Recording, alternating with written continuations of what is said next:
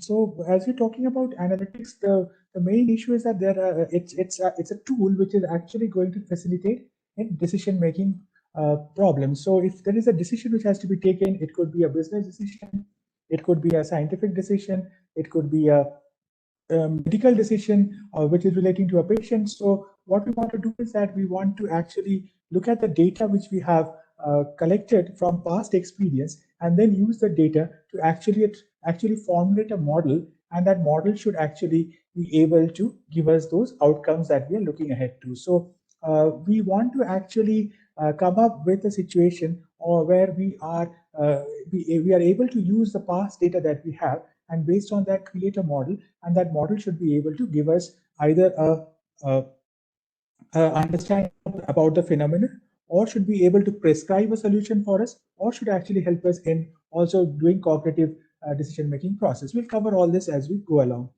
So now if you look at this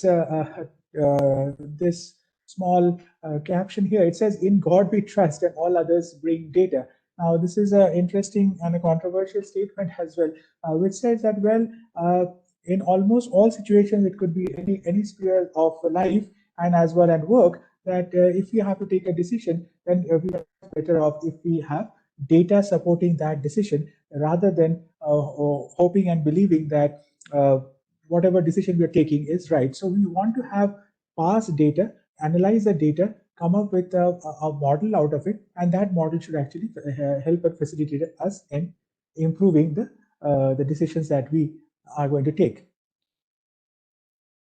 Okay, so another interesting quotation from Gary Loveman, who also works in the sphere of analytics, artificial intelligence. He says, "Do we think this is true, or do we know it is true?" Right. So that is the way of looking at it. That we might think that a lot of things are true, but does data say the same thing for us? So we want to actually have our decision making augmented based on the inputs and the data that we have with us from past experiences or past inputs that we had in a similar situation or related situation. And that's what we would be preferring to do.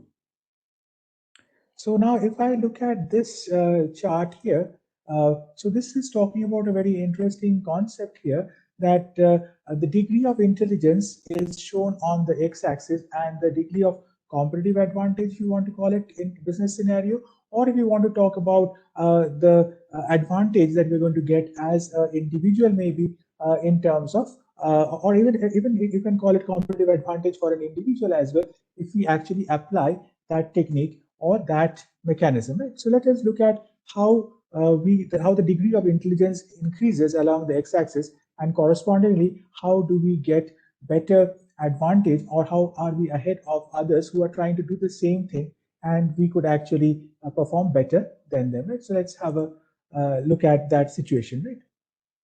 So if I look at the diagram here, which you can see on your screens. So if you're at the lowest most point, that is 0, 0, if you talk about, or maybe slightly ahead of 0, so that's at the so I'm talking about this point here. So sorry. So I'm talking about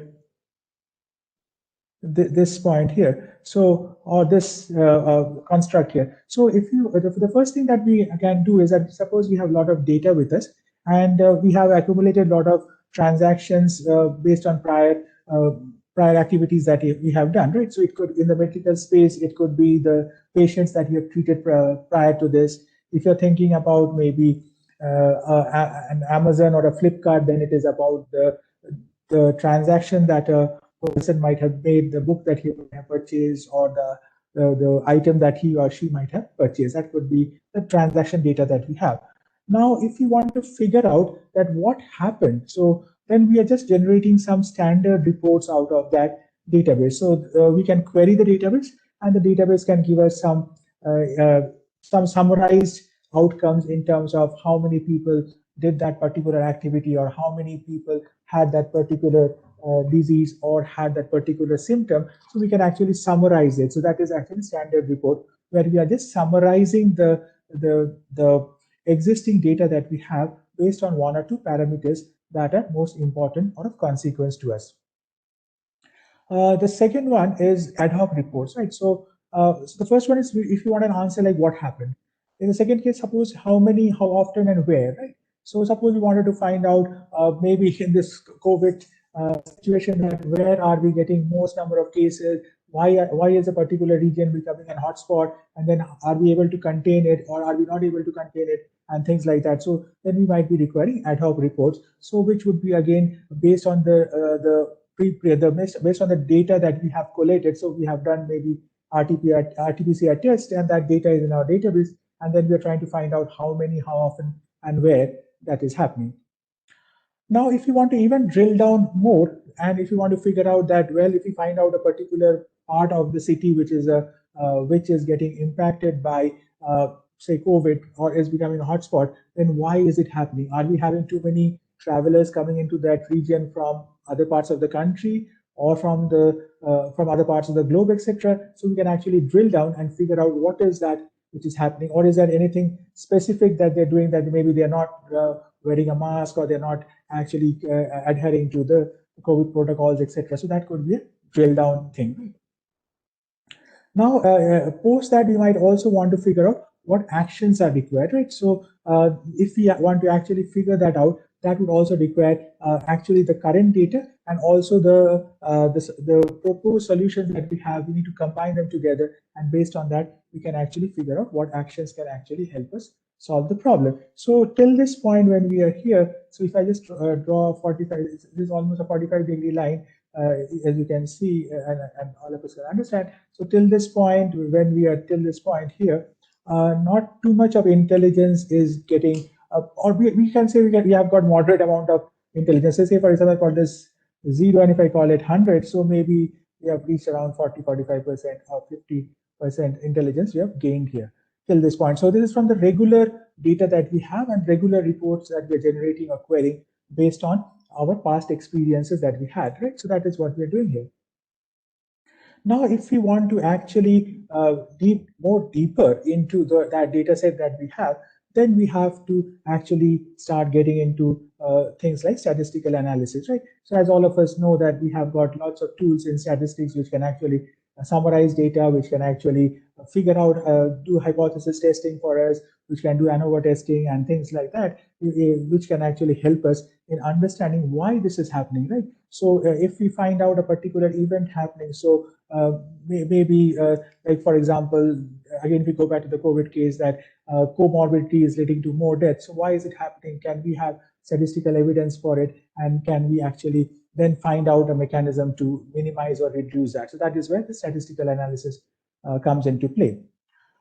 Then after that comes this forecasting, right? So now if I have done a statistical analysis, I have been able to figure out why a particular event is happening. So we have been able to answer that question, why. So we are slightly better off in explaining that phenomenon or getting an understanding that why that phenomenon is happening.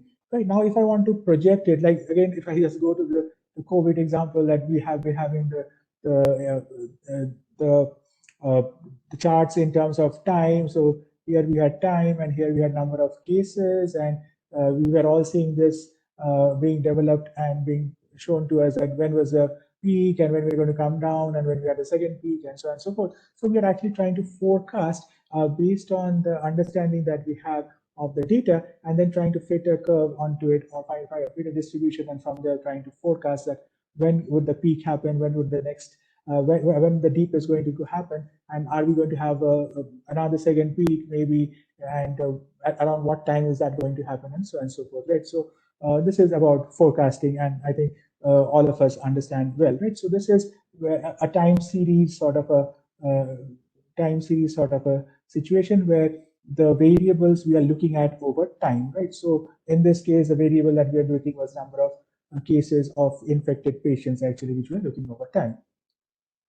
Then we come to a thing called your predictive modeling, right? So what will happen next? So yes, forecasting is one of that. Forecasting is on time, and prediction can be not only on time, but you could also want to predict something along with it, right? So say, for example, we might want to predict the GDP of a country. Maybe if I just talk about it in the economic context, then can I predict the GDP of the country, or can I predict the stock price of a particular event? Similarly, I can also maybe you can predict that when are we predict whether we are going to be, or when or how soon are we going to get rid of COVID. So can I predict that? So that can be also another interesting mathematical tool which can be used to do it, right? Then finally, what we are trying to do is about optimization. What's the best that can happen? So if I know we have all got limited resources with us.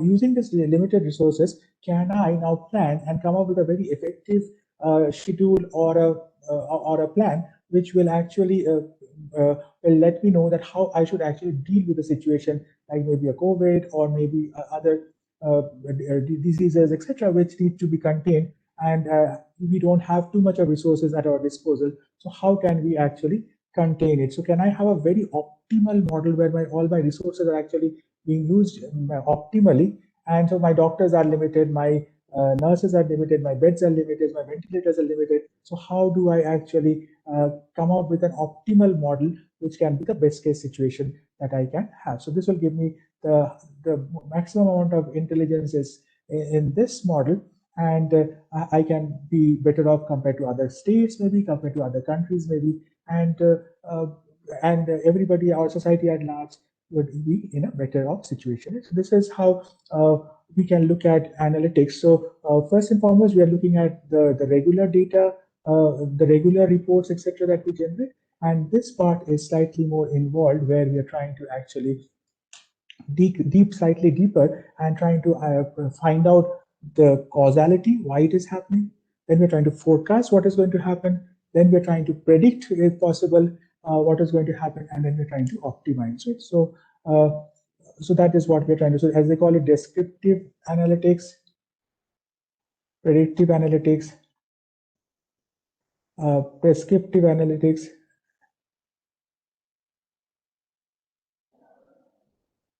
and finally, we've got cognitive analytics. So cognitive analytics is the best case scenario where we can think about autonomous machines becoming autonomous, like we have driverless cars, etc., where they can start behaving or behaving like a human being and try to start taking decisions on their own. Okay, so I hope till this point this is uh, clear. I hope. Feel free to put in your views and comments at any point in time you think you want a clarification, please.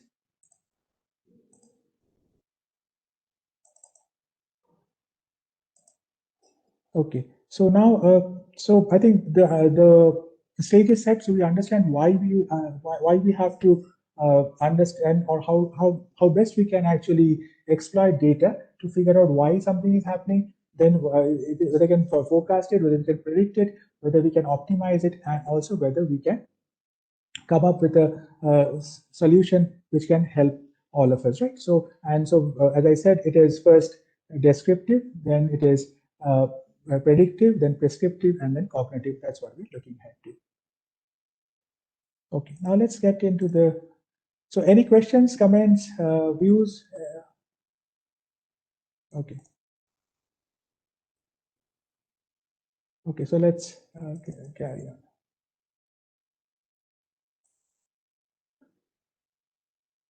So now I have been asked to talk about convoluted networks. So I'll get into convoluted networks in a while. Just have a brief introduction about deep learning, and then I'll just get into that as well.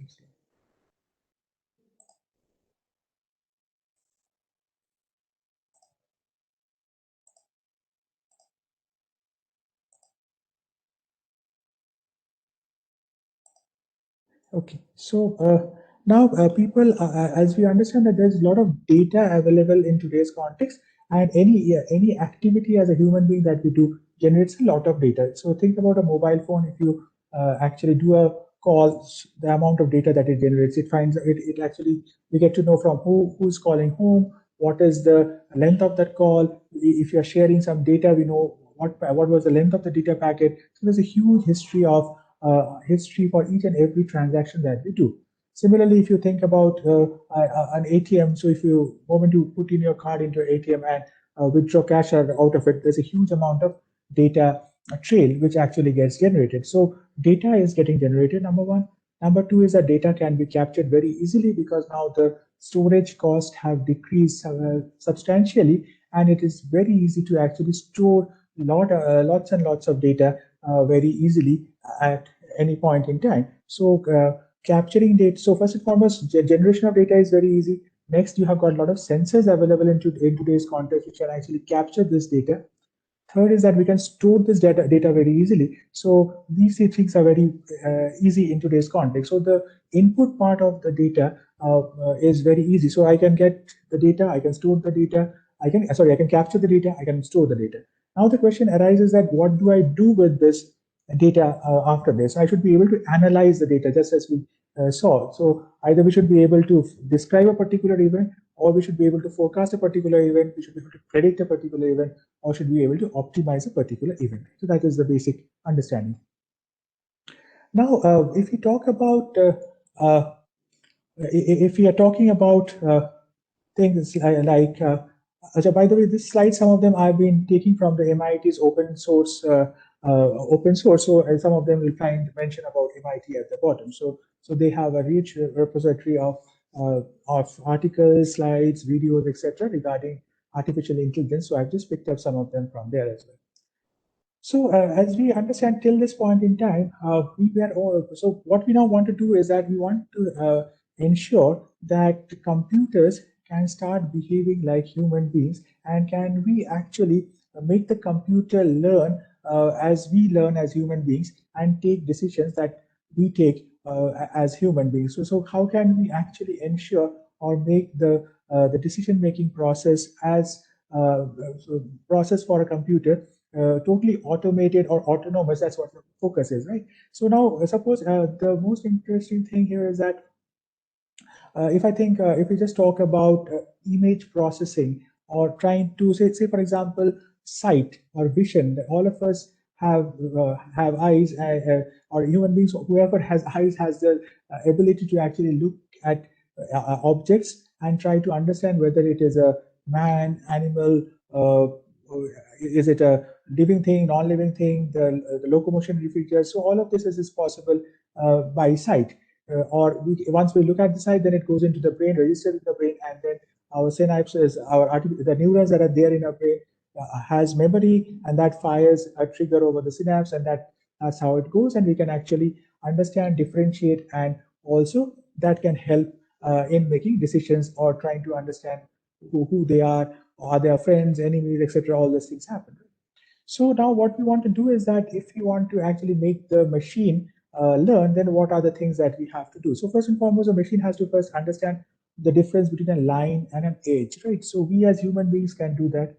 Then if you're talking about a human face, then if the machine has to understand the human face, the machine has to figure out that what are the features that are there on a face. So the next feature would be eyes, nose, ears, so that it has to figure out. Then once it has the understanding about lines and edges, along with the basic features like ears, eyes, and nose, then it can create a facial structure of a human being, right? And that is what we want the machine to actually do. Now, for to help or to us or to help this or to happen, so there has been a lot of research which was going on in the field of neural network for decades, right? So as early as 1952, we had the stochastic gradient descent algorithm in place, which was trying to figure out how you could actually optimize a particular situation or a particular given problem. Then we had perceptrons. So perceptrons were artificial neural networks which could actually differentiate between two objects. So if you had some red circles and some blue squares, red circles and blue squares. So can I actually make the machine understand the difference between the two? So perceptrons were actually doing it. Research was going on at a rapid pace, and in 1986 we had the backpropagation algorithms coming into play, where we could actually stack one perceptron over another perceptron, and we could actually have multiple classes being differentiated by machines, right? So in case of the in the initial case, we could differentiate between two classes, right? whereas in 1986 you could differentiate between multiple classes. So previously you could maybe, if I talk about the fact that smokers and non-smokers, you could differentiate between that. Now you could even do much more in case of uh, with multi-layer perceptron and backpropagation algorithms. Then in 1995 we had this convoluted neural networks which came into being, and then more and more research has been going on. But as I was talking about, all this has caught the attention of us again because of the fact that big data has become available. So now, if you have to make the machine learn and understand and take decision, first and foremost, you have to feed it with data, as I was talking about. And today, large data sets are available in various forms for various activities, right? Even for healthcare as well, as you all understand and know. Then hardware, as I was talking about, has become cheap, and software is available like TensorFlow, Python, and others, which can actually do the coding and programming for us. Okay, just a minute here.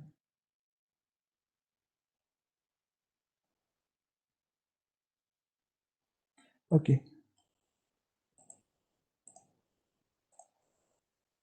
Okay, so before we proceed, one quick question that I would want to ask is that what is the difference between artificial intelligence, machine learning, and deep uh, deep neural networks, or yeah, deep learning? So, any quick thoughts about this one? AI, machine learning, and deep learning. So, any quick thoughts on these three friends? Artificial intelligence, machine learning, and deep learning.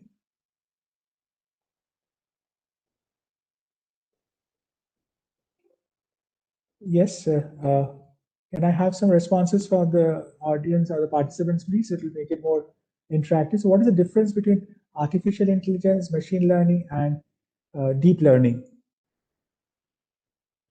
Any thoughts would be fine.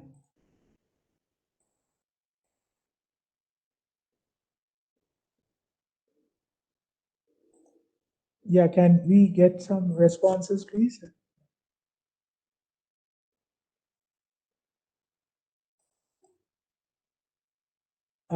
Any responses from the participants, please?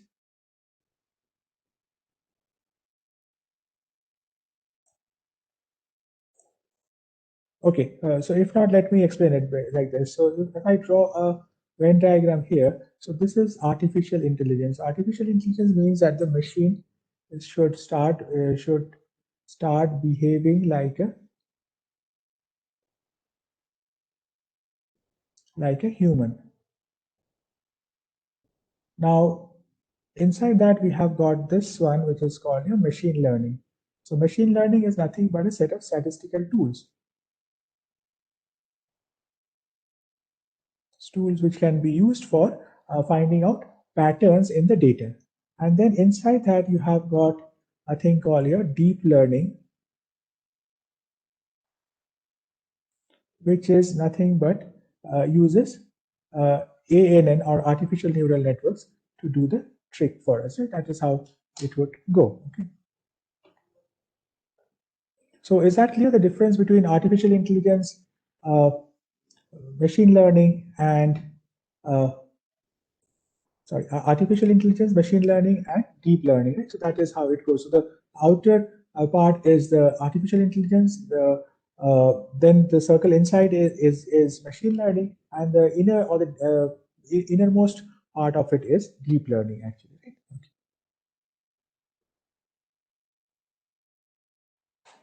Okay. So let me talk a bit about perceptron, or a bit about neural networks, and then we get into dense neural networks. Right? So, okay. So if I just sorry, let's go. Okay, skip this.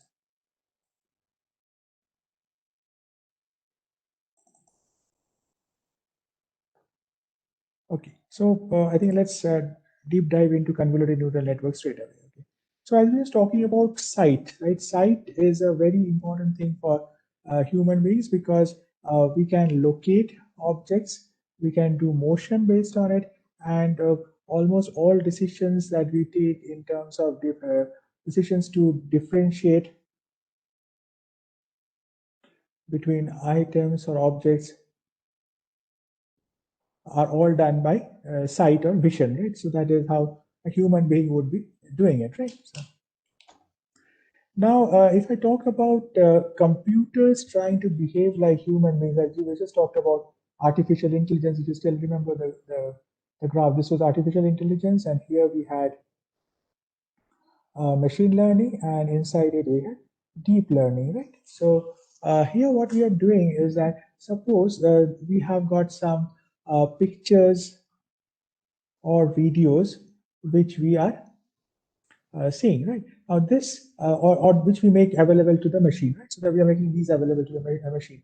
So the machine sees it, then this is the artificial neural network that gets created, or that takes this inputs from the picture or the image that is there in front of them, and based on that it actually tries to train, or it tries to, we as individuals then try to train the machine, and the machine should be able to understand various features about the face. So in this case it's finding out the face, features of the face, the face, the mouth, the nose, the ear, and the jawline of the individual, right? That's what they're doing. So we can actually if we can send a sort of data in terms of the various features of the face, then the machine can actually, or the computer can actually learn them through artificial neural network process, and then it can actually then given various other situations, it should be able to understand whether this is the face of a human being or of an animal,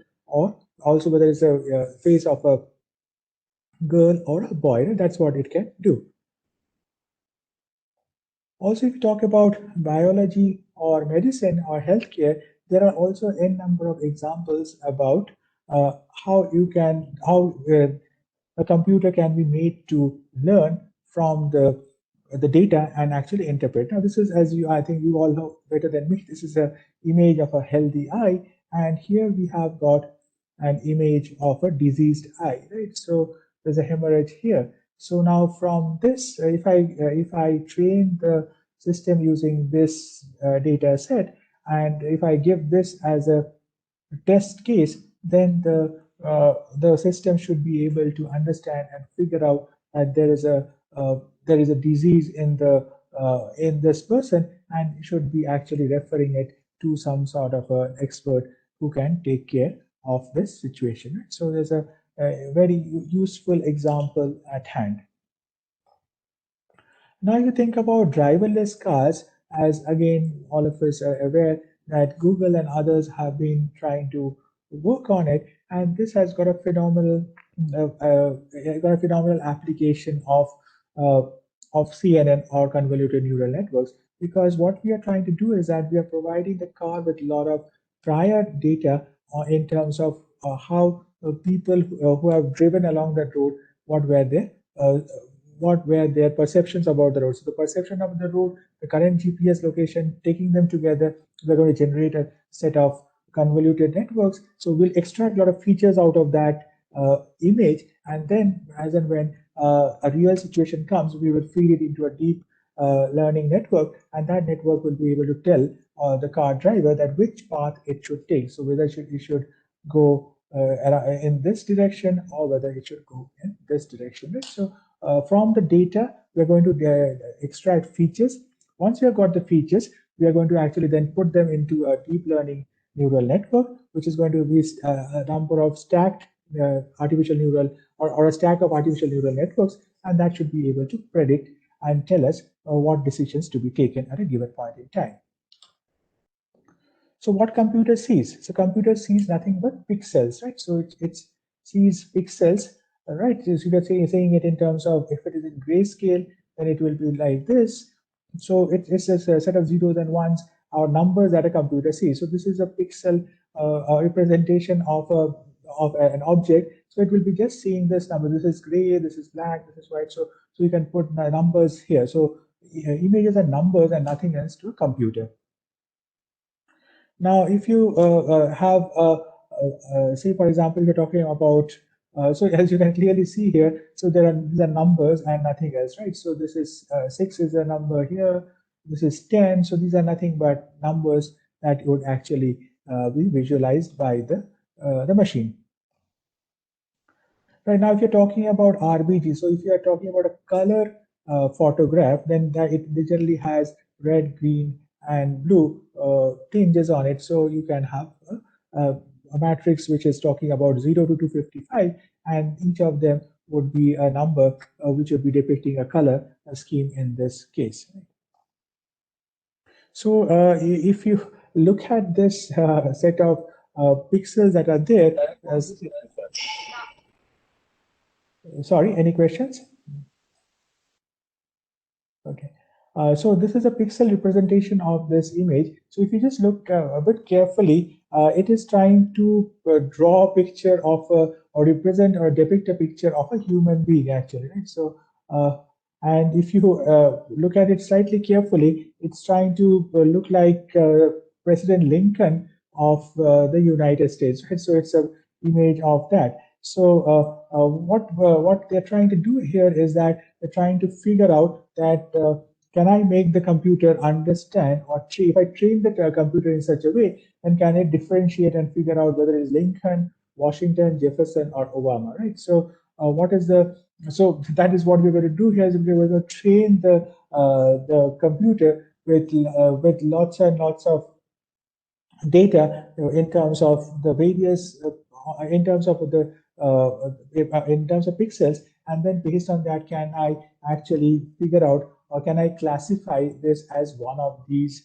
five people or four people that we're trying to classify them, right? And we'll be assigning some sort of a class score to each of these classes that are there. So Lincoln would be getting the highest one is 0.08. So if you look at from a bit distance, it looks like with a bearded person, which looks like as close as possible resemblance to Lincoln. That's how you can look at it. Whereas regression, as we all know, is will give us a continuous value. So in this case, it will give us 0 or 1 if it is a two-class problem, or it will give us maybe give us probabilities for 4-class, 5-class, depending on how many classes we are going to separate them or break them into.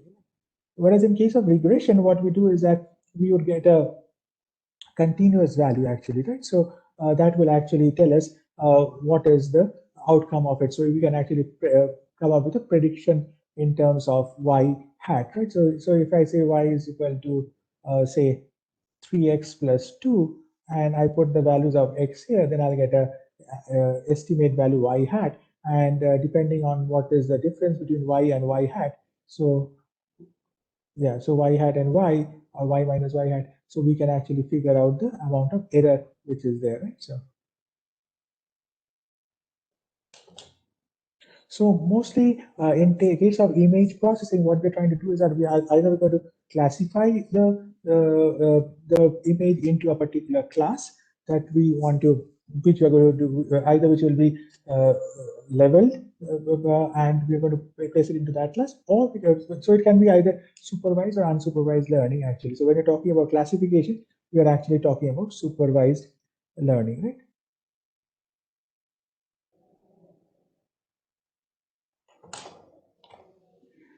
Now, as we're talking about breaking up things into classes, so what we actually want to do here is that we have to figure out some features and why should that belong to a particular class.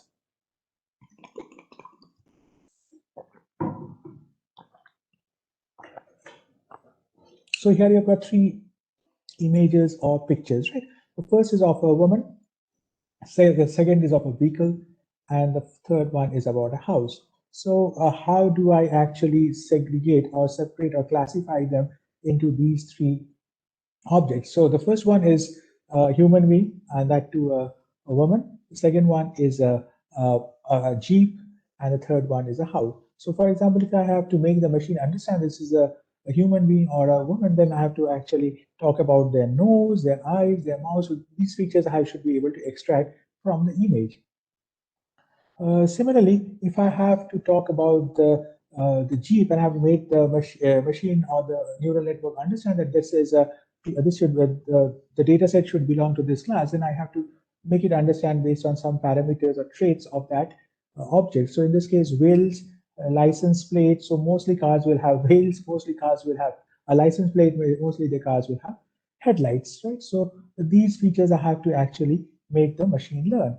Similarly, when it comes to the house, and if the machine has to understand this is a house, then it has to understand that there are doors, windows, and steps, and these can actually, if these features are there, then we should be able to put it into the group or the class as house.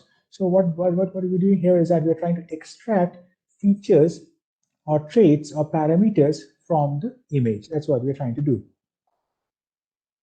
So how do we do it? So manual. So if you had to extract features, how do we do it, right? So first and foremost, we have to understand what is the problem that we have had. So if we, so the problem here, first and foremost, we have to have domain knowledge, right? So if I have to figure out that I'm trying to classify houses, right? Or I'm trying to create a database which should be, or an artificial or an AI-based app which should be able to differentiate between houses, then I should be an expert in knowing what are the various types of features that a house should have. Right? So domain knowledge is absolutely critical and important. Right? So based on that domain knowledge, I will be able to pick up the features and define the features, and then as and when I need to classify them, I'll be using those features to actually segregate or separate the data points into the classes that I have uh, myself defined using various features.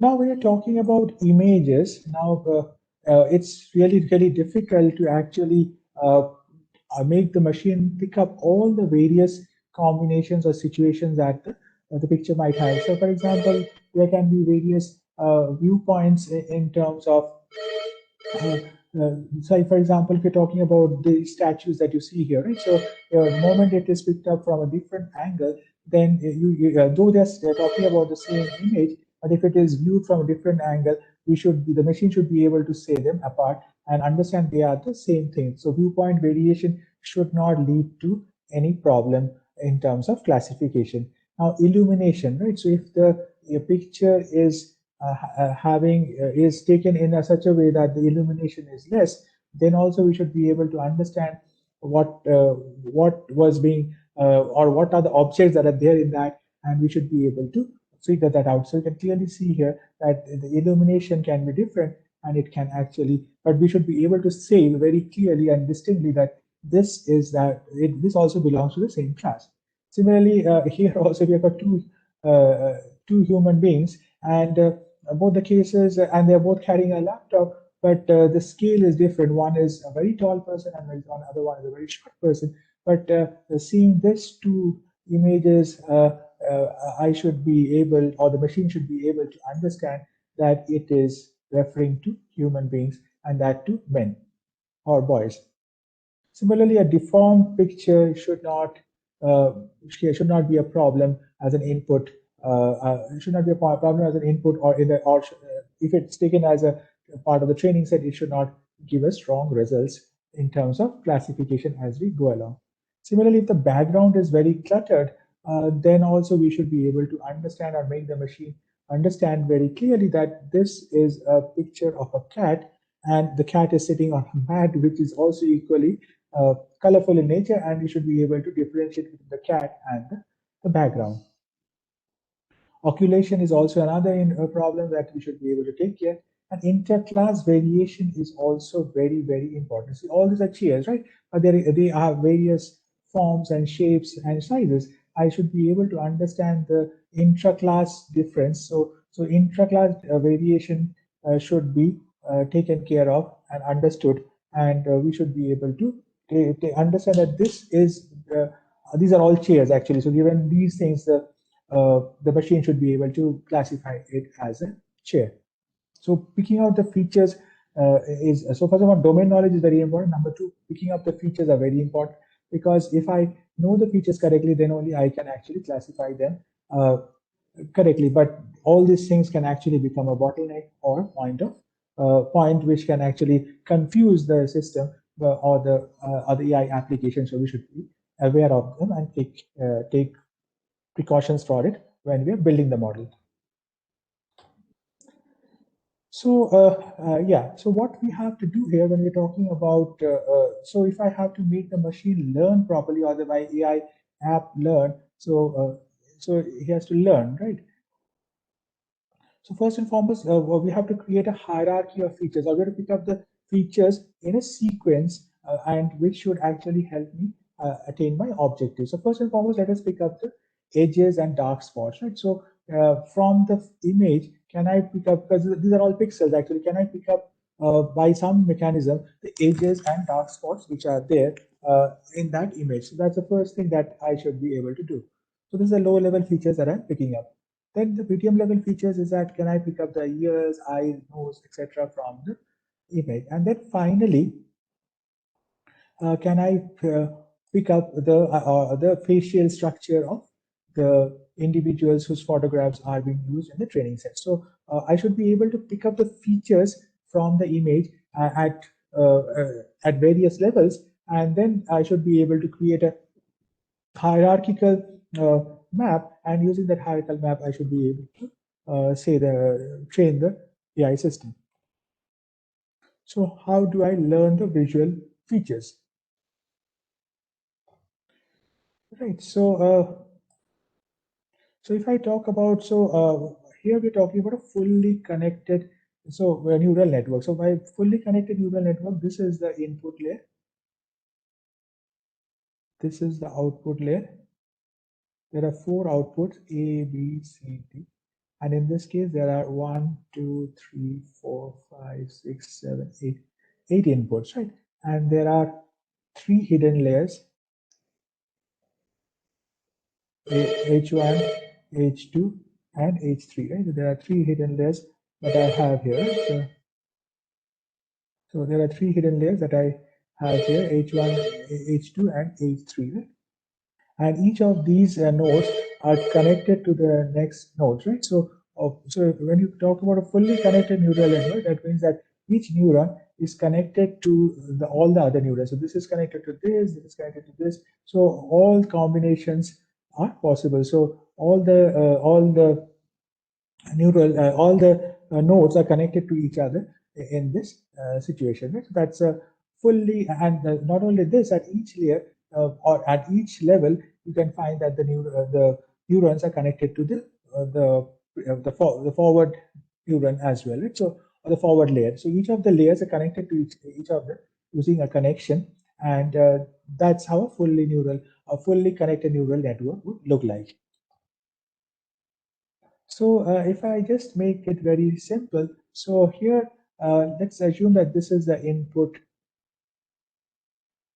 layer, or let's call, yeah, this is the input layer. So there are three inputs, x1, x2, or let's assume there are p inputs, x1, x2, and going down to xp. So suppose if it is 3, then this is x3 actually. So now what happens is that this connects to the next neuron. So since it's fully connected, that means this one is connected to this neuron, and this is connected to this again, and this is also connected to this again. Right? So now if I have, so this is a very simple diagram that we have.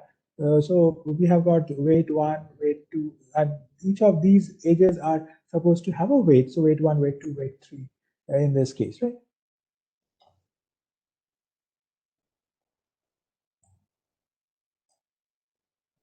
Okay. So now, so here what happening here until this point is that I have got a vector of say x1 to xp, or say if I call x1, x2, and x3, this is information about a particular event which I'm feeding into the artificial neural network, and that artificial neural network should, based on that, learn it and should be able to give me an output in that context. So that is the basic objective of an artificial neural network. Now, if I have got an image which I want to learn, then how do I do it, right? Because as we just saw, in case of an image, it's a set of pixels that are there, right? So some of it can be one, and they can be numbered within 1 to 255, or it can be shown by +1, -1. So it's just a set of numbers that you actually have. Now, a very interesting thing that we want to do here is that we want to learn, as we said, in a hierarchical manner.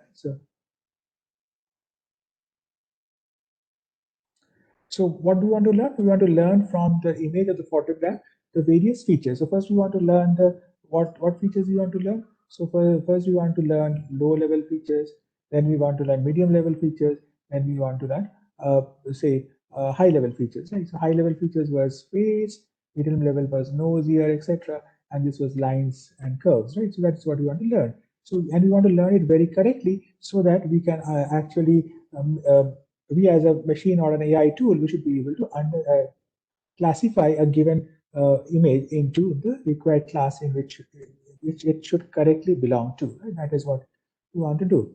So if this is a image, a pixel representation of an image, what we're trying to do here is that we are trying to actually create a patch, right?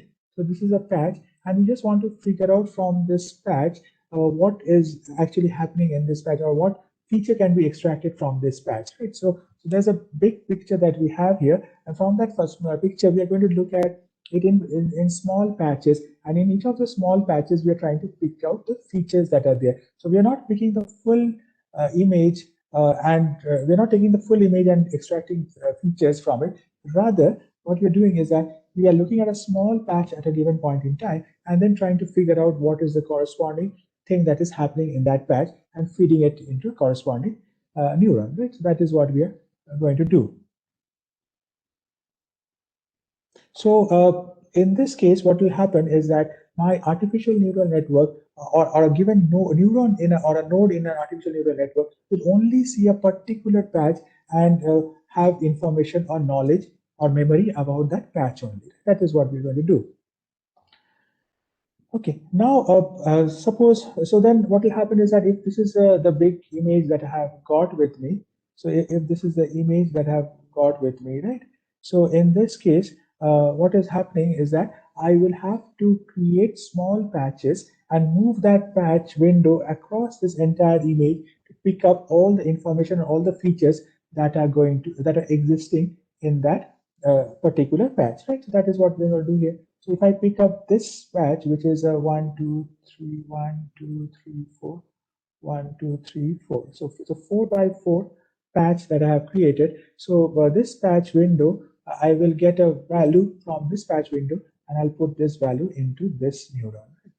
Then what I'll do is that I'll skip 2 neurons and put this patch again there. Then again, I'll get a value from here, and this value I will put into the second node, right? So this was the first node. This is the second node. I'll put it in. So I'll keep on sliding this patch window over the image, and from that I will pick up some features and store it in a neuron. Right? That is how I'm going to do it. So this is a very interesting way of doing it. So you're not looking at the full picture or the image. Rather, I'm looking at it in small patches, and I'm taking out various features out of it and storing it in various parts of the neurons, right? So say for example, if this is a neural network, so I'm storing one part of information here, the next part of the information here, the next part of the information here, and that's what I'm doing. Sir, is this process happens in the hidden area, or it's in the input layer?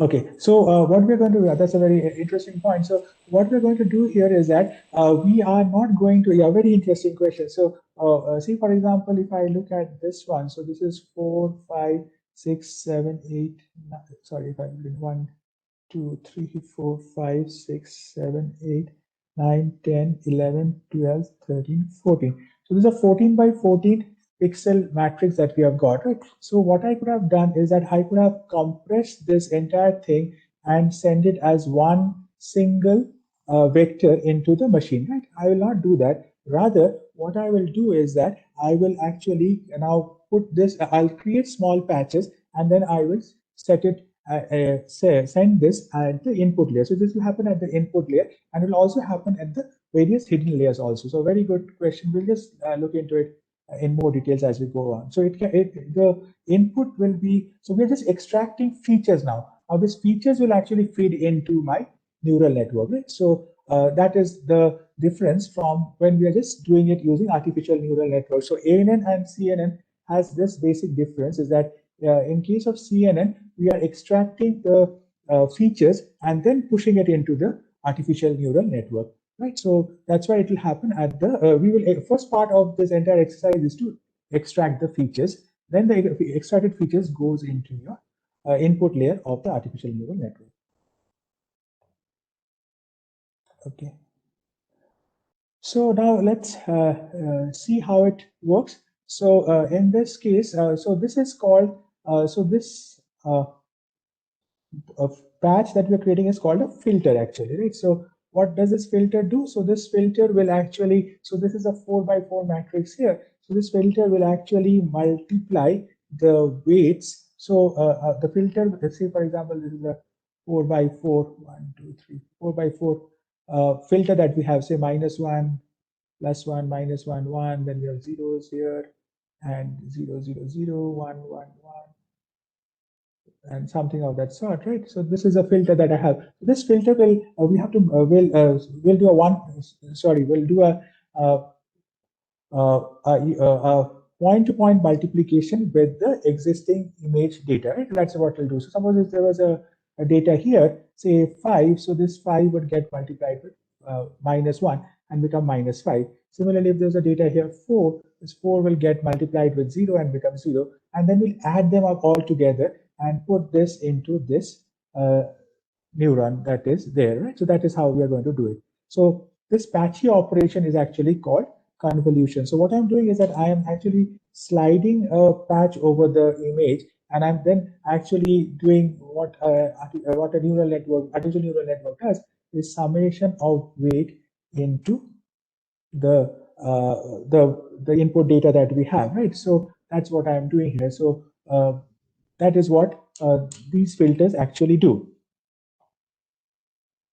So let us look at this example, the case study about an X. Look at these two images. Both of them are actually talking about an X. So this is a correct looking X, and this is a slightly modified or slightly distorted version of an X, right? But we have to can the computer recognize both of them, though it is shifted, shrunk, rotated, or deformed? Right, and understand that these two are actually X, but nothing else than X, right? That is what we want to actually figure out. So how do we do it? That is the question, right? So as a human being, we can understand that more or less, if you look at it closely, that it is a deformed form of an X on the right side, and you have got a perfect X on the left side, right? So if I just look it from a slightly distance, we might be able to understand the difference between the, or we can say that these two are not different but same. But if it were a computer, it might still have some issues or challenges. So how do I make the computer learn in such a way that it doesn't make a mistake? So the strategy would be as follows, right? So what can I do is that if I can break this up into smaller patches, just like we were just talking about a few minutes ago. So this is one patch, and this is the corresponding patch that you have. So these two look equal. So well, fine. So there's some similarities happening. Then if you pick up this bigger box here, the orange one, you find that this is more or less same, because this is white here, this is black here. So just by basic similarity, this also helps a bit in learning. Then if you look at this part of the stuff, then you can actually figure out that there is some similarity between the two as well here, right? So that is how you can figure out. So now, how do I make the machine learn this? Right? That is a interesting thing here. So let's see how we can do this job.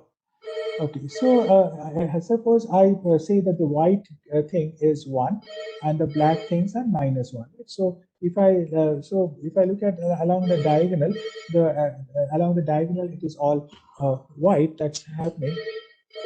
So if I so these are all ones here, and on the off diagonals it's -1 mostly, right? So that is how it's going. So I have to, so what I'm trying to convey here is that we saw it visually. Now, if we had to think in terms of pixels, how would it all look like? So this is all 1, -1, 1. So that's how it is. And this is, so I should be able to uh, make the computer understand in terms of 1 and -1 what is going on. So 1 is nothing but a white space, and -1 is nothing but a black space, right? And if I put the filter on top of it, then I should be able to get this very clearly annotated or understood by the machine. That is the basic objective that I have, right? Okay. So now let us see what is actually happening here, right? So how do I, or how do these filters actually operate? Because the element-wise multiplication that we have to do. So suppose I'm looking at this green chunk here, right? So this is the filter. So the filter is 3 by 3. So this side it is 3, and this side also it is 3. What about this guy? 1, 2, 3, 4, 5, 6, 7, 8, 9. So it's a 9 by 9. So this is a 9 by 9 image. Now, once I put this filter on top of this image, and I'm looking at only this small segment or patch here, right? So let us do the multiplication. It's an element-wise multiplication that you have to do. So 1 times 1 is 1. -1 into -1 is 1. -1 into -1 is 1. This is -1 again into -1 is 1. 1 into 1 is 1. -1 into -1 is 1. -1 again -1 is 1. -1 -1 is 1. And 1 into 1 is 1, right? Okay, clear? Then what we do is that we add this up, right? So here you get 3, here you get 3, here you get 3. So this becomes 9. So what we have essentially done is nothing but element-wise multiplication. So if I say, if I call these elements as W, and if I call this, or say if I call this elements as Xi, each of these, and if I call them as Wi, what I've done Wi into Xi, that's what I've done. Right, and then I've got this 9. So initially I've done Wi into Xi, and then have summed it over these three points, right? So that are three records actually. That's what I've done. Okay, so now these filters are actually a very, very important. So this is a mathematical understanding of the filter, right? Now let's intuitively understand what is going on here. Right? So look at this filter here. So this filter has got all ones again here along the diagonals, and across along the across the diagonals, this is 0, and this is 0, and this is 1 that you have here, right? So mostly speaking, or roughly speaking, what is this guy trying to convey is that this is an X. So since it's an X, so you'll have 1, 1, 1 here, and you'll have 1, 1, 1 here, right? So if you look at this part, there's a 1, 1, 1 here. So this is this one. And if you're looking at this one, this is 1, 1, 1 here. So intuitively, I am trying to put a filter on top of the image, and I'm trying to learn the letter X from that image. Right? That's what we're trying to do here. So let's see what's going on here. So if you look at these numbers, 1, 1, 1, these are the actual numbers which are present in the image, or the pixels which are present in the image, and this is nothing but the filter, here, right? 1, 0, 1, 0, 0. So this is again along the diagonal and across the diagonal. Right? So this is what is shown here: 1, 1, 1, 1, 1, 1. And that's what it is. So you're just multiplying back and forth. That's what we're going to do, right? So what will happen is that this is 1 into 1 is 1, 1 into 0 is 0, this is 1 into 1, 1. This is 0, this is 1, this is 0, this is 1, this is 0, this is 0. So what are we going to have? So we'll have 1, 1 plus 1, 2 plus 1, 3 plus 1, 4. So this is 4 that we have here, right? So once this patch is on top of this image, I can extract 4. So 4 is nothing but a cross that you're a part of. So it's something like this that you are understood or made the computer understand, right? Now you shift this. So this is nothing. So you moved one block here, and again you put the filter on top of it. So this shifting is nothing but a stride, as if I'm walking on this block of pixels, right? So I again come here. So again, I do this math here. So 1, 1, 1, 0, 0, 0, 1, 0, 1, 0, 0. So 1 plus 1 plus 1, 3. So I get a 3 here. Now again, I move one step this side.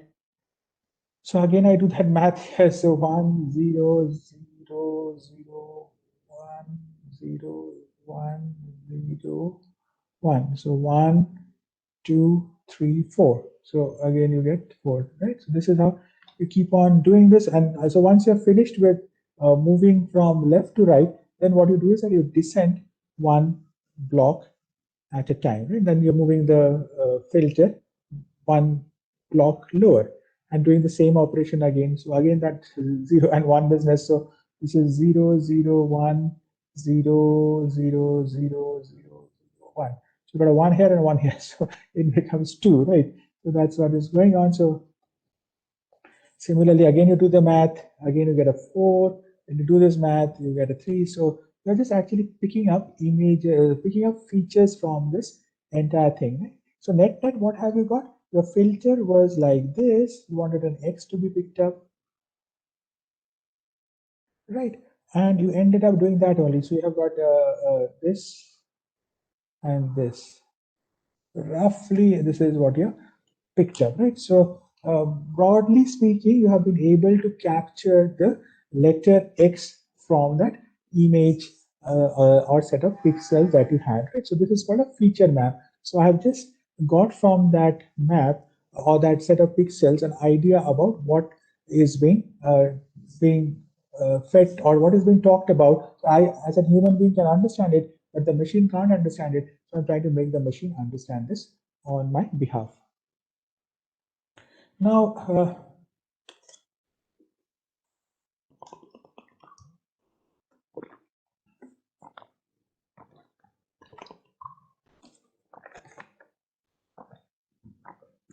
now you have this picture of this woman here.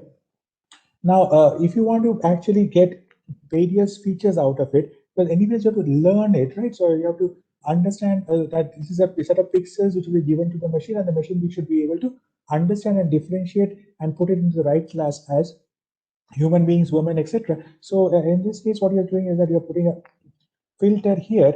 Now this filter will actually sharpen the image. If you use this filter, it will detect the edges, as you can clearly see here. So you can get an understanding of the edges, the cap, the hair, etc.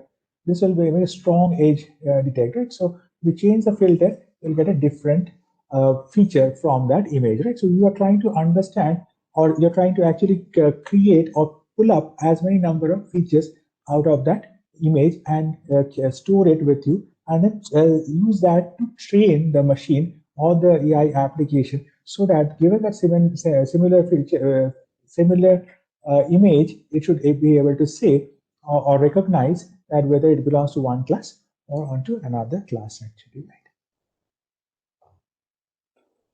So, and this extraction of feature is very local in nature. Right. So why it is local in nature? Because you are picking it up in patches and then storing it in a given node, right? So that's what you saw in case of that X also. You picked it up from various parts of that X and stored it in neurons, and or it becomes a memory for that network, actually. Right? So you're picking it up and then multiplying it.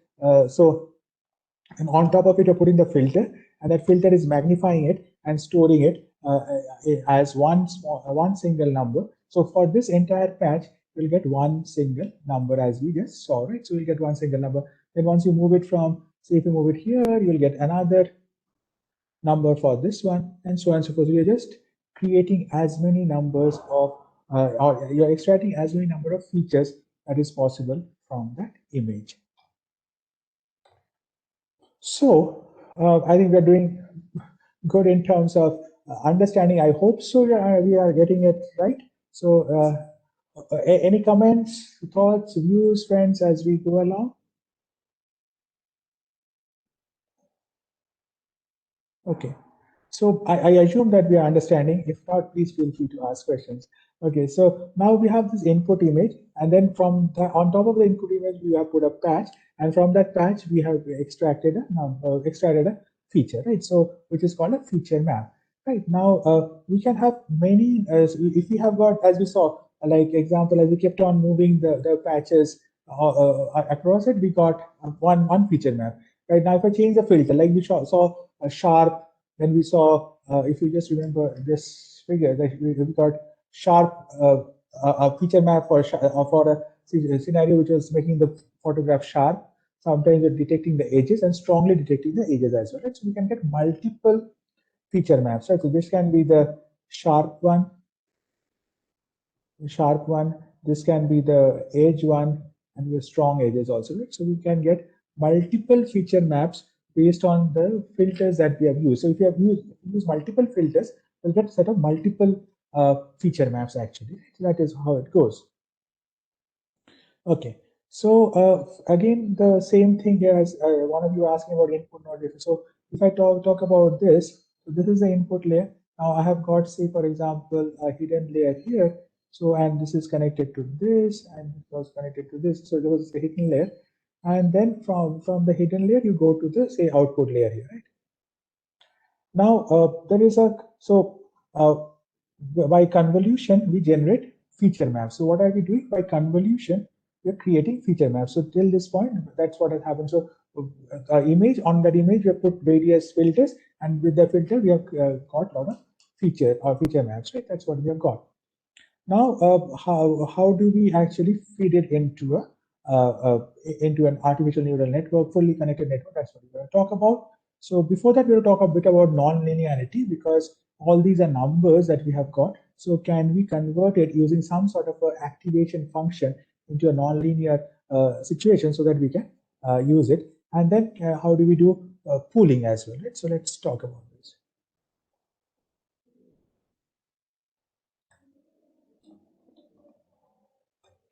Okay, so let's come back here again. So as we understand that, I think all of us have understood the concept of filter, I think, right? So filter is nothing but extracting the feature out of that feature map, right? So that is how it goes, and each one is representing whatever is. So this is neuron 1, neuron 2, and so on and so forth. That's what is happening here. Now, suppose we have this image here, which has got 32 pixels actually, right? And so that is how it looks like. And now what is happening is that for each and every filter, I will get a one feature map, right? So if there are, it's like 1, 2, 3, 4, 5.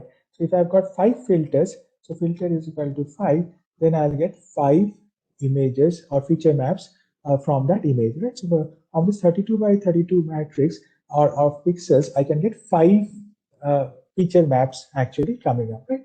So that is how it would be. And so that is the way you can think about. So it's a volume, or it's a set, or a class, a cluster, or it's a volume, or it's a series of filters that which will be applied, and as a result, you will get a series of feature maps actually, right? Now let's talk about the non-linearity part of the story. Because when you talk about neural networks, so neural networks actually have to go through an activation function so that you can give it a connotation of a non-linearity. So it can be a sigmoid function, it can be a logistic function, it can be any function which will actually scale it down into a non-linear value. So now let's look at this. So this is called the most very commonly used activation function in case of CNN is called a ReLU, or is rectified linear unit, right? So it's a very easy function. So what does it do? It says that, well, if you are zero, or if you are less than zero, you become zero, or if you are greater than zero, then you would have the value as it is, right? So that is it. So max of 0 or z, right? So if I say max of 0 comma minus 15, then it will become 0. So anything less than 0 becomes 0. Anything above 0 holds the same value as it is, right? That's how this would actually function. So this actually tries to bring the non-linearity into picture, or non-linearity into the entire process of CNN, right? So after the convolution operation has been done, or you have generated the set of filters there. Now you have the feature maps, and then you can take each of the elements pixel by pixel. You can actually then apply this function, and it will tell you whether it is going to be 0 or it's going to be something which is above 0. Then it will return that value for that pixel. Right? That's how it will go. So this is the input feature map. That's what you have here. So black is negative. So this part is negative, and this part is positive. White part is positive, right? Now, if you take only non-negative values, so this is the rectified image that you have. So you're taking away all the black parts out of the image and only keeping the white parts of the image intact in your features map, right? So this is how the ReLU operation actually works, right? It actually keeps it as it is. So that is how it goes, right? Okay.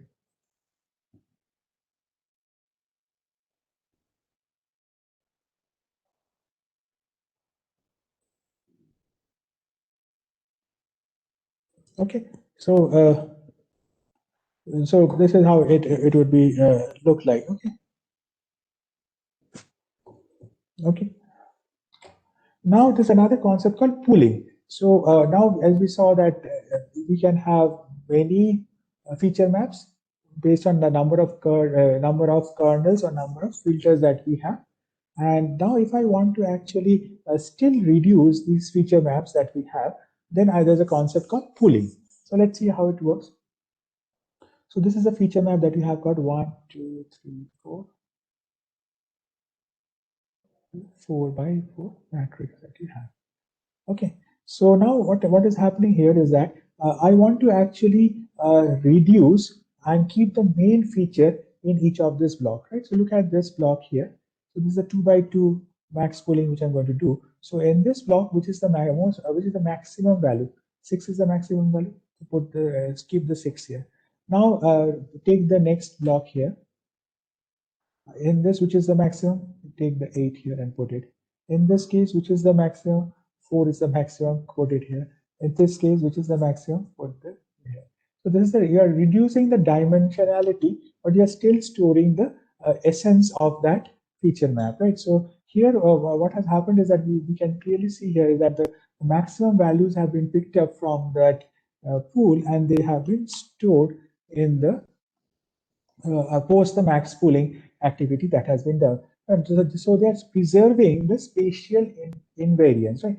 They're preserving the spatial invariance. So let's go back. So that's a very interesting thing. So yes, preserving the spatial invariance.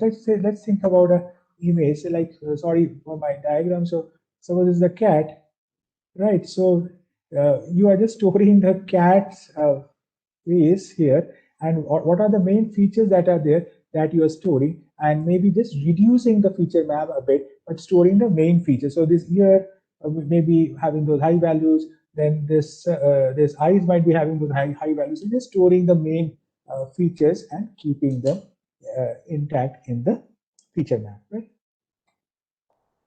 So as we understood, the convolution layer 1 will actually store will actually pick up through various filters, edges and dark spot. That's the first layer of extraction of images. Then this will pass to the next one, and from there you'll get eyes and ears and nose, and then from there you'll get the facial structure of the human being as is in the photograph. Right? So that is how it goes. So let's look at this schematic diagram here. So this part, if you're talking about CNN, it has got two parts. One is feature extraction, and the other one is the ANN part, right? So this is the ANN part. So let us talk about this. So this is, suppose it's a car, right? And say an autonomous car which is trying to find its way through various parts of the various parts of the streets or the city. So let's see how it goes. So you have got first you have got convolution. So what will happen is that you have the image. From that image, you will create patches, and you will pick up the information. Right now, based on the number of filters that you will have, you will get a series of feature maps. Right, so you get a series of feature map. Right now, this feature map will then after that you will do the ReLU. That is, you will decide whether to keep the positive values or negative values. You will be left with positive values because ReLU will throw away all the negative values and make them zeros, right? That will happen. Then after that, what you're going to do, you're going to pooling. As you saw, you reduce the dimension a bit, right? Then this will go to the next layer. There again, from that, whatever you have got, again, that will be pulled out, and that will be again going through convolution, ReLU, and pooling. That's how it will go. And this is feature extraction, this is non-linearity, and this is pooling, right? So feature, this is non-linear, and this is pooling, right? So this is how you extract the feature. Then again, that is used by another layer to again extract images, again extract features out of it through convolution. Then you have the pooling, and that's how it keeps on going, right? So pooling is done to preserve the spatial invariance. So you should not lose the essence of the picture when you're reducing the dimensionality. Then finally, what will happen is that so there was a question that whether it's a hidden layer or it is in the input layer. So now the first time around, we are going into the artificial neural network, right? That's a thing that we are now doing. So we are slowly now moving towards the artificial neural network thing. So this is how it operates. So here what will happen is that we will now put it, so now we'll flatten this thing. So whatever we have, we'll just make it into one vector and just push it into the artificial neural network. And then that network will actually behave like any other artificial neural network. And it might use an activation function like softmax, which will actually figure out whether this is belonging to the car, van, bicycle, whichever it is, and will assign probabilities to each of the classes. So that's how it will actually work. This is the code exercise. So I think till this point, I think we have understood briefly what we are trying to do in case of a convoluted network. So we are trying to pull out features from the main image, and then we are passing it into the ReLU. That is your we are trying to then suppress the negative part and keep the positive part of it, and then we are trying to pull it and we are reducing the dimensionality, and then again we are passing it to the next layer. Then again the same thing is getting repeated, and then finally what we are doing is that we are pushing it into the fully connected artificial neural network, and there we are trying to understand or classify it as the object, whether it is a car, truck, vehicle, etc. That's what we're trying to do. Right? So that is how it operates. Right?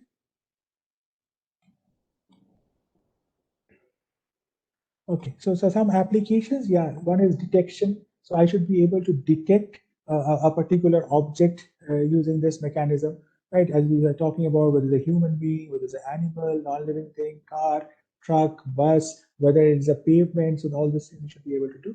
Semantic segmentation also we should be able to do, and end-to-end robotic control that should be also possible in case of if you are applying CNN.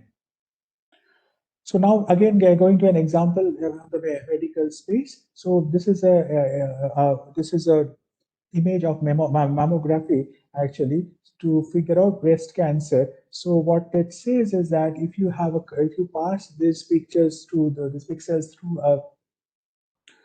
through and CNN, then it is found that the CNN model has done better in most cases compared to the human being, and it's because it has been able to be trained in such a fashion and has seen so many data points and pixels before that it could actually do a better diagnosis than the individual, right? So maybe the algorithm did better on that given test set or the given sample space that is there. So it seems to be a lot of prospect and scope, and which can help the medical world in actually reading mammograms and others and speed up things as well.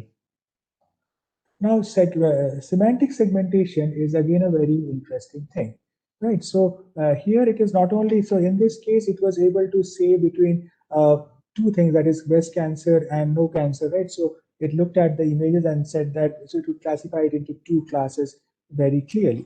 But here, it is semantic classification is even very more interesting, much more interesting, because it is trying to do something beyond that. So it is trying to figure out the context in which the image is being talked about. Right? So look at this. So there is two cows here, and there is grass, and so this is grass, and there's a two cows you have got, and Then here you've got the sky and you've got some forest here or trees here. Now, can all of this be picked up by the AI, right? So if you do this event, you can clearly see this is grass, this is something else, this is sky, this is cow, right? So this is how you can actually figure out uh, the, the various dimensions that are there in case of a semantic segmentation, and that's possible using a convoluted neural network, right? So it can actually bring out the full context and not only just figure out or identify the object that you're looking ahead to. Again, some cases about brain tumors, right? So the top one is talking about brain tumors. I think you people will be able to understand it and interpret it much better than me. So it's talking about segmentation, and it's talking about exactly where that brain tumor is vis-a-vis the proximity. So original, the growth truth, and the segmentation that they're talking about. And in the second one, in the blood cells, where are the malaria infections? You can actually find it using semantic segmentation. Right? That is how it is possible. Now you talk about the self-driving cars. This is again a very, very interesting thing because we are now talking about making fully automatic or robotic decision making using artificial neural networks, no doubt, but convoluted neural networks, right? So what are the inputs that you're taking in this case? The inputs that you're taking in this case are so there's a camera which is mounted on top of the car. So it is spanning the entire region in front of you and getting raw information about all the raw perception about the environment near you, right? So where is the car, what are other cars, where the road, where are the pavements, where are the houses, where are the signal points. So all this information is being picked up. And there is also a bird's eye view of that. So one is this one. So this is actual data that you're getting, and this is some coded data, course maps that you have. So in terms of GPS, etc., which you are trying to find out. So GPS locations, etc., will also be picked up. Now, then you have all this data together, and then you pool them together. And once you pool, and from each of this, you actually pool all this data together, and then can you make the car take decisions on its own, right? That would be a very interesting thing to think about and see, right? So now the car has three things, three decisions: go this way, or this way, right? So it knows it has the actual raw perception. Then it has the GPS map, just like we have the Google Maps, etc. And combine them together, can you get it take decisions on its own? So look at this case. So what will happen is that this image that you have, you put it through a convolution thing, and you get some extract some features out of it.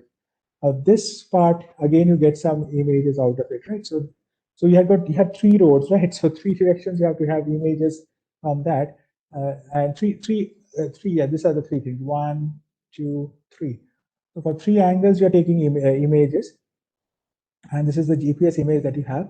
So from this 3 or 4 convolution things, you pull out some features, then flatten them and concatenate them together, and then pass it on to your fully connected neural network. So then you pass it to a dense neural network.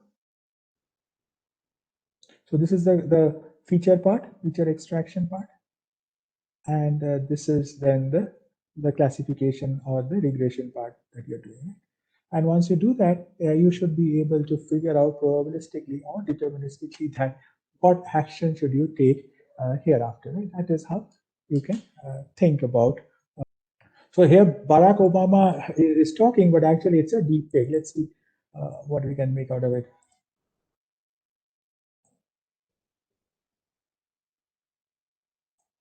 Okay, just let me play this and let me share this first.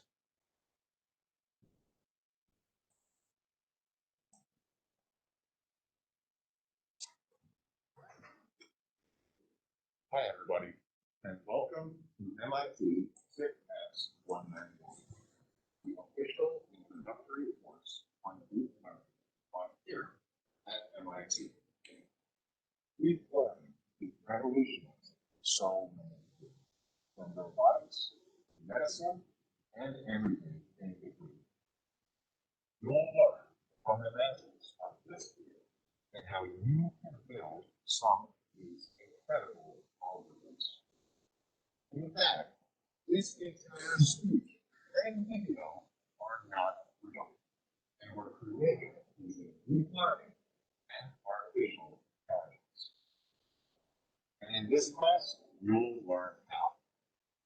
It has been an honor to speak with you today, and I hope you enjoy the course.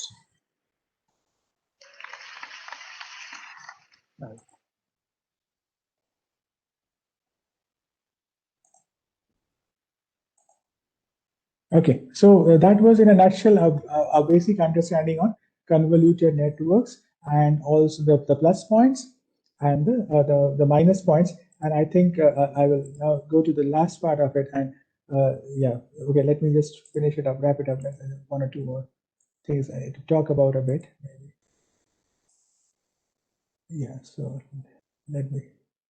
So we talked about the driverless car, and we talked about the other one as well. So there are many applications of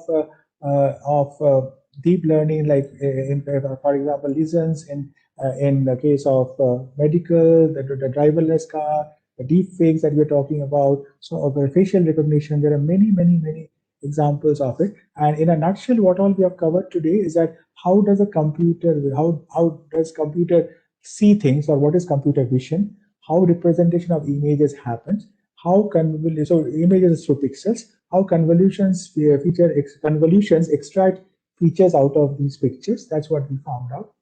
Then we looked at CNN architecture, right? So we saw image, then we saw filter or a patch which is pulling out the image, and we saw multiple filters can create multiple feature maps, and then how do we make it? How do we actually keep a part of that thing in terms of using a nonlinear activation function? Then we did the next thing was actually trying to pull it to have invariance, special invariance to be kept intact, and then we fed it to the fully connected neural network.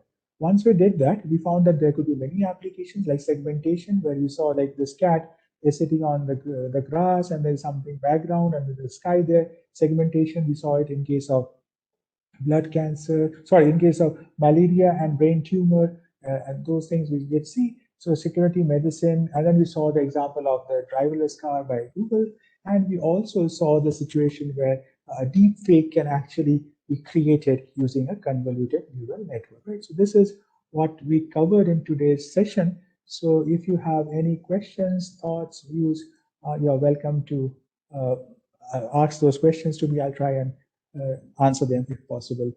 This is the equation that I'm talking about. So the activation map. So what is going to be the size of the activation map? That is coming from this formula. So D is the size of the image minus F, that is the size of the kernel or the filter. Then into plus 2 into PP is the amount of padding. So if I want to, so if it's as you're talking about 1000 by 1000, so if that is fine with me, then I don't need to pad it. But if I want to pad it, then I'll again have two more rows, one row above and one row below addition. So it will be 1001 and 1002 into 1002 will become the size of it, right? So suppose this is 0. So if 2p is 0, then d minus f by s, that is the stride. That is, we are moving one at a time, one at a time, two at a time, when we are shifting that patch, right? So that is this plus 1, right? So this is how it goes. So suppose my size is 28, right? So let me see whether I can write on this or not. Yeah. So if my size is 28, so that is the mathematics that they're doing here. So 28 is the size of the image, 28 cross 28.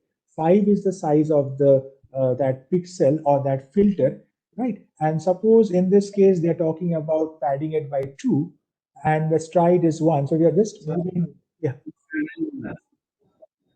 दस दुकान गए, बोला कि वहीं अंदर doctor से बोलिएगा ना, वो अरेंज कराएंगे। नहीं